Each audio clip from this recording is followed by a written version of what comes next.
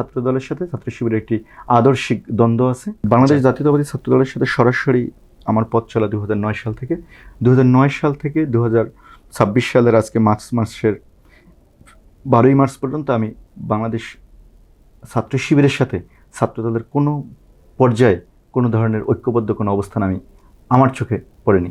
কোনো ঐক্যবদ্ধ কোনো কর্মসূচিও না, কোনো কার্যক্রমও না, কোনো প্ল্যানও না।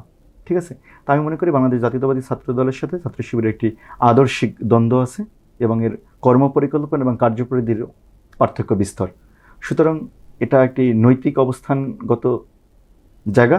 এটা ছাত্র শিবিরের সাথে বাংলাদেশ জাতীয়তাবাদী ছাত্র দলের যতদিন সংগঠন থাকবে ততদিন থাকবে, কারণ আমাদের নৈতিক অবস্থানই বিপরীত। আপনি যেটা বলছেন যে ওয়েলফেয়ার পলিটিক্স করে, তো ছাত্রদল যদি শিবির যদি ওয়েলফেয়ার পলিটিক্স করতে চায় বা করে, সেক্ষেত্রে ছাত্রদল এটাতে এগিয়ে আসলে সমস্যা কোথায়? বাংলাদেশে আমরা আসলে এই যে বড় বড় বিশ্ববিদ্যালয়গুলো যে পরে অনেক সময় আমাদের দরিদ্র ফ্যামিলি থেকে এগুলোতে উঠে আসে, তো সেই জায়গায় যদি আপনারা হাত বাড়িয়ে দেন, তো কি তাদের ছাত্র মানে পড়াশোনার জন্য কি তাদের জন্য একটু উপকার হয় না? আমি কারো ওয়েলফেয়ার পলিটিক্সে নিশ্চয়িত করা যায় না, আপনারা বিপরীতে বলতেও পারবেন না, সেটা তার করুক। কিন্তু আমার সংগঠন ওয়েলফেয়ার পলিটিক্সে চলবে না। আমার সংগঠন চলবে আমার নীতি এবং নিয়ম অনুযায়ী।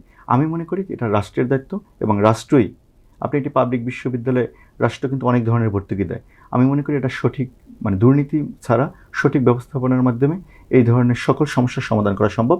বাংলা জাতীয়তাবাদী ছাত্র শিক্ষার্থীদের নিয়ে সেই লক্ষ্যে কাজ করবে, যাতে কোনো কারো জাকাত বা দানে নয়, বরঞ্চ সরকারকে সঠিক পথে পরিচালনায় বাধ্য করে এবং দুর্নীতিমুক্ত একটা বাংলাদেশ গড়ে, একটা মাদকমুক্ত বাংলাদেশ গড়ে সকলকে এই সুবিধার, সরকারি পর্যায়ে এই ধরনের সুবিধার আওতায় নিয়ে আসতে।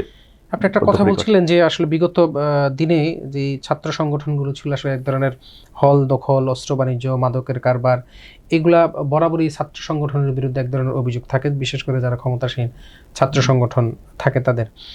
আপনাদের এই যে অবস্থান, লেজুর ভিত্তিক ছাত্র রাজনীতি থেকে আসলে আপনারা বের হতে পেরেছেন বা বের হওয়ার জন্য কোনো চেষ্টা করছেন?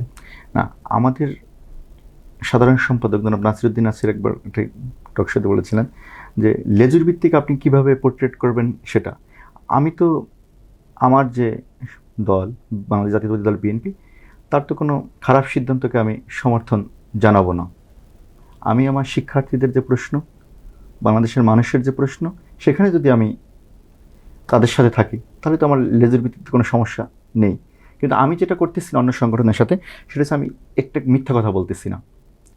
আপনি দেখবেন যে আপনি যে সংগঠনের কথা বলেছেন, জনাব সাদিক কায়েম সেই সংগঠন থেকে ডাকসুর বিপি হয়েছে, তিনি কিন্তু গত জাতীয় নির্বাচনে বিভিন্ন প্রার্থীর পক্ষে জামাতের ইসলামের বক্তব্য দিয়েছে।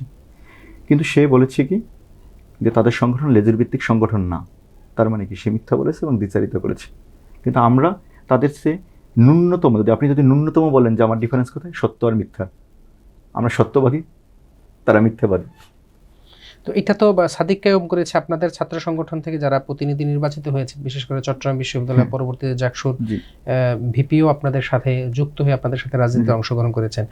এই রাজনীতিতে অংশগ্রহণ করা আর হলো লেজুর ভিত্তি হওয়া, দুটা কি এক জিনিস? বক্তৃতা আমি মনে করি যে আমার সংগঠনের আমি সন্ত্রাসী বাহিনী হব না, আমি তার অন্যায়ের হাতিয়ার হব না। ঠিক আছে, আমি তার অন্যায় সমালোচনা করতে পারবো, তাহলে তো আমি লেজুর ভিত্তিক রাজনীতি থেকে বের হয়ে আসতে পারবো।